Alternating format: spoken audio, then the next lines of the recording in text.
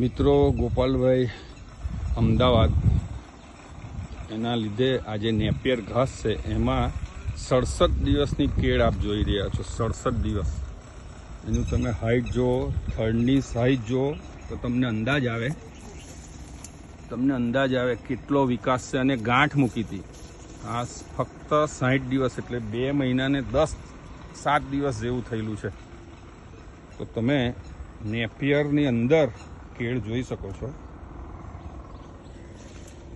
તો જે આપણી માન્યતાઓ છે કે ઘાસ હોય ને બધું કાઢી નાખીએ, એને ગ્રામોઝોન ને બધું મારીને જે ખલાસ કરી નાખીએ જમીનને, નિંદામણ નાશક દવાઓનો ઉપયોગ કરીને જમીનને જે બંજર બનાવીએ છીએ એ વસ્તુ તમે તમારા મગજમાંથી કાઢી શકો એવા નિદર્શન પ્લોટ છે। અસ્તુ ભારત માતા કી જય।